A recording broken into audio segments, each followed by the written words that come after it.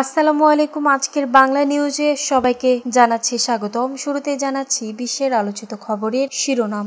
আগামী সপ্তাহে বৈঠকে বসবে যুক্তরাষ্ট্র ও ইরান, জানিয়েছেন ট্রাম্প। ট্রাম্পের ধমক খেয়ে ইরানের আকাশ থেকে যুদ্ধ বিমান ঘুরিয়ে এনেছিলেন নেতানিয়াহু। ইরান সাহসিকতার সঙ্গে লড়াই করেছে, স্বীকার করলেন ট্রাম্প। ইরান পরমাণু চুক্তি থেকে বেরিয়ে গেলে এটি খুবই দুঃখজনক হবে, জানিয়েছেন আইএ প্রধান। নাগরিকদের ক্ষেপণাস্ত্র হামলার ভুয়া সতর্কবার্তা ইসরায়েলি সামরিক বাহিনী। যুক্তরাষ্ট্রের কাছে ক্ষতিপূরণ চাইল ইরান, জাতিসংঘে অভিযোগ দায়েরের প্রস্তুতি। এতক্ষণ শুনছিলেন বিশ্ব আলোচিত খবরের সংবাদ শিরোনাম। এবার বিস্তারিত।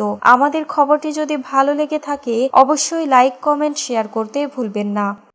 আগামী সপ্তাহে বৈঠকে বসবে যুক্তরাষ্ট্র ও ইরান, জানিয়েছেন ট্রাম্প। আগামী সপ্তাহে যুক্তরাষ্ট্র ও ইরানের কর্মকর্তাদের মধ্যে বৈঠক হবে বলে জানিয়েছেন মার্কিন প্রেসিডেন্ট ডোনাল্ড ট্রাম্প। ইরান ও ইসরায়েলের মধ্যে যুদ্ধের কারণে স্থগিত হওয়া সংলাপ ওই বৈঠকের মাধ্যমে পুনরায় শুরু হবে বলেও জানান তিনি।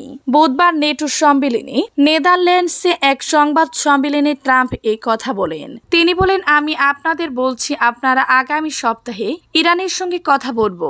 মার্কিন প্রেসিডেন্ট একটা চুক্তি হতে পারে। মার্কিন প্রেসিডেন্ট বলেন, ইরানের সঙ্গে আবার আলোচনা শুরুর ব্যাপারে তিনি খুব একটা আগ্রহী নন, কারণ যুক্তরাষ্ট্রের হামলায় ইরানের পারমাণবিক কর্মসূচি ধ্বংস হয়ে গেছে। ট্রাম্প বলেন, আমার দৃষ্টিতে তারা ইরান ইসরায়েল যুদ্ধ করেছিল আর এখন যুদ্ধ শেষ। 12 দিনের যুদ্ধ শেষে ইসরায়েল ও ইরান ক্লান্ত বলে উল্লেখ করেন ট্রাম্প। তিনি বলেন, ইসরায়েল ও ইরান দুপক্ষই ক্লান্ত হয়ে পড়েছে, তবে তাদের মধ্যে সংঘাত আবারও শুরু হতে পারে। ট্রাম্প বলেন, আমি দুপক্ষের সঙ্গে কথা বলেছি। ট্রাম্পের ধমক খেয়ে ইরানের আকাশ থেকে যুদ্ধ বিমান ঘুরিয়ে এনেছিল নেতানিয়াহু। যুদ্ধের শেষ দিনে ইসরায়েলের 20টি লক্ষ্যবস্তুতে ইরানের মিসাইল হামলার কয়েক মিনিটের মধ্যে ইসরায়েলি যুদ্ধ বিমানগুলো বড় হামলার জন্য ইরানের আকাশ সীমায় প্রবেশ করেছিল, কিন্তু সেই সময়টিতে ইসরায়েলি প্রধানমন্ত্রী বেনিয়ামিন নেতানিয়াহু এবং মার্কিন প্রেসিডেন্ট ডোনাল্ড ট্রাম্পের মধ্যে একটি উত্তেজনাপূর্ণ ফোনালাপ হয়। বুধবার 25 জুন ইসরায়েলি সংবাদ মাধ্যম জেরুজালেম পোস্টের সূত্রের উদ্ধৃতি দিয়ে জানায়, ট্রাম্প ফোনালাপের সময় নেতানিয়াহুর দিকে উচ্চ সুরে বলেন, এখনই আক্রমণ বন্ধ করুন। সূত্রটি উল্লেখ করেছে, নেতানিয়াহুর খুব কম কথাই বলার সুযোগ পেয়েছেন। সূত্রটি উল্লেখ করেছে, নেতানিয়াহু খুব কম কথাই বলার সুযোগ পেয়েছেন। তিনি শুধু বারবার মার্কিন রাষ্ট্রপতির প্রতি কৃতজ্ঞতা প্রকাশ করেছেন। প্রতিবেদন অনুসারে ট্রাম্প নিজের ঘোষিত যুদ্ধবিরতির প্রতি সমর্থন জানিয়ে এটিকে ব্যক্তিগত অর্জন হিসেবে বিবেচনা করেছিলেন। তিনি স্পষ্ট করে দিয়েছিলেন, কেউ যেন এটিকে দুর্বল না করে। জেরুজালেম পোস্টের অনুসারে ইরানের বৃহত্তর হামলার পর ইসরায়েলি বিমান বাহিনী বড় পরিসরে আয়োজন করা আক্রমণ বাতিল করার নির্দেশ পায়। পরিবর্তে আপোষ হিসেবে তেহরানের কাছে একটি রাডার স্টেশনকে লক্ষ্যবস্তু করা হয়েছিল। এই স্থানটি প্রাথমিকভাবে পরিকল্পিত স্থান থেকে অনেক দূরে ছিল। ইরান সাহসিকতার সঙ্গে লড়াই করেছে, স্বীকার করলেন ট্রাম্প। ইসরায়েলের সঙ্গে সংঘাতে ইরান সাহসিকতার সঙ্গে লড়াই করেছে বলে স্বীকার করেছেন মার্কিন প্রেসিডেন্ট ডোনাল্ড ট্রাম্প। বুধবার নেদারল্যান্ডসের দ্য হেগ শহরে নেটো সম্মেলনে সাংবাদিকদের এক প্রশ্নের জবাবে তিনি এই মন্তব্য করেন। ইরানের উপর নিষেধাজ্ঞা তুলে নেওয়ার পরিকল্পনা ওয়াশিংটনের কাছে কিনা এমন প্রশ্ন করা হয়েছিল ট্রাম্পকে। জবাবে তিনি বলেন, ইরান সবেমাত্র একটি যুদ্ধে ছিল এবং তারা এই যুদ্ধে সাহসিকতার সাথে লড়াই করেছে। ট্রাম্প বলেন, তারা ইরান তেল ব্যবসায় জড়িত, মানে আমি চাইলে এটা বন্ধ করতে পারি। চীনের কাছে তেল বিক্রি করা আমি এটা করতে চাই না। দেশটিকে আবার স্বাভাবিক অবস্থায় ফিরিয়ে আনতে তাদের অর্থের প্রয়োজন। আমরা সেটাই দেখতে চাই। তিনি বলেন, যদি তারা তেল বিক্রি করতে চায় তাহলে তারা তেল বিক্রি করবে। আমরা তেল দখল করছি না। সূত্র CNN। ইরান পরমাণু চুক্তি থেকে বেরিয়ে গেলে এটি খুবই দুঃখজনকভাবে জানিয়েছেন আইএএ প্রধান।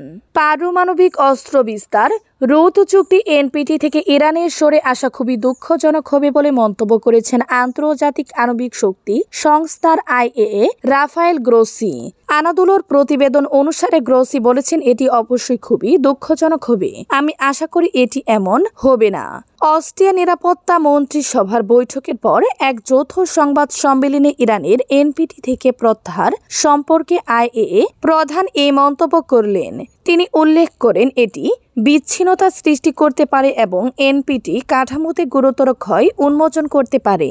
ইসরায়েলের সঙ্গে সাম্প্রতিক যুদ্ধের পর ইরানের অবশিষ্ট উচ্চ সমৃদ্ধ ইউরেনিয়াম মজুদ সম্পর্কে জিজ্ঞাসা করা হলে গ্রোসি বলেন, পরিস্থিতি মূল্যায়ন করার জন্য সাইটগুলিতে ফিরে যা এখন প্রধান অগ্রাধিকার। তিনি বলেন, আমাদের ফিরে যেতে হবে। এই জায়গাগুলিতে পরিদর্শকের সঙ্গে ফিরে যাওয়া সহজ কাজ নয়।